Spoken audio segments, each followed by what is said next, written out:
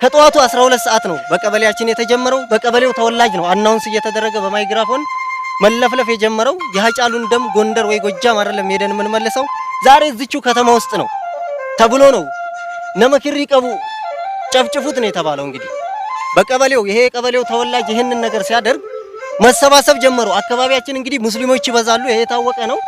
ጅሩ፣ ጊለዱ፣ ኮሎባ ይሄ ከጋሰራ ወረዳ ሳይቀር እንዳለ ተሰብስበው በመኪና እስከ መመላለስ በአይሱሱ መኪና ተመላልሰው ነው እንግዲህ ይሄ ነገር ቤት ማቃጠል ጀመሩ። መጀመሪያ ይሄን ቤት ሲያቃጥሉ ህዝቡ ግማሹ መሸሽ ጀመረ። ወሳኝ የሚባሉ ቦታዎችን መውጫ መንገዶችን ዘጉ፣ ህዝበ ክርስቲያኑ እንዳይወጣ። ከዛ እንግዲህ አደጋ ከደረሰበት ውስጥ አንዱ እኔ ነኝ። ለመታረድ ከተዘጋጀ ሰው ውስጥ አንዱ እኔ ነኝ። ፈጣሪ እንደው ተረፍ ብሎኝ ነው የተረፍኩት። እና እስሬ አካባቢ ላይ የሞተው እንግዲህ አስቻለው ነው።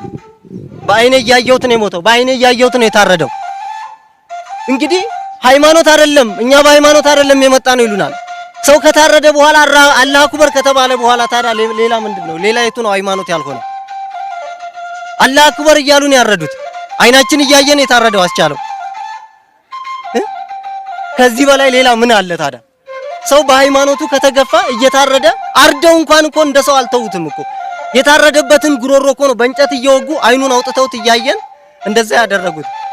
ይሄንን እያየን ነው እንደዚህ ያደረጉት። ሌላ ደግሞ እንግዲህ ይሄ በዛን ቀን ድርጊቱ በጣም የሚከብድ ነው። ሌሎችም ታርደዋል፣ እህት ወንድሞች ታርደዋል።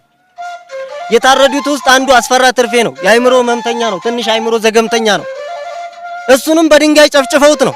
በድንጋይ ተጨፍጭፎ ከዚህ በላይ የለም አርደውታል። በጀርባው ነው አዙረው ያረዱት። ሲቀጥል አስቻለው ሰለሞን በላይ ነው የሚባለው እንደዛው ታርዶ ነው። ትግስት አስራት ሴት ናት። እንግዲህ ሴት ልጅ ሰው እናቱን እንዴት ይገላል? ሴቷን በተለያየ 3 ቦታ በስለት ወቅተዋት ጭንቅላቱ አካባቢ እዚህ ጋር መተዋት የተሰርጉዶ ነው ህይወቷ ያለፈው።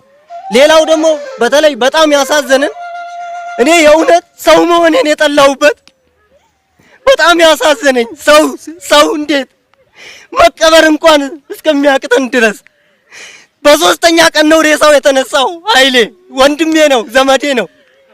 በሶስተኛው ቀን ነው ሬሳውን ጅብ በልቶት። የሰው ልጅ እንዴት ጅብ ይበላዋል? እኛ ኢትዮጵያዊ አይደለን እንዴ? ሰው እንዴት በማተቡ ታርዶ እንዴት እንደዚህ ይሆናል?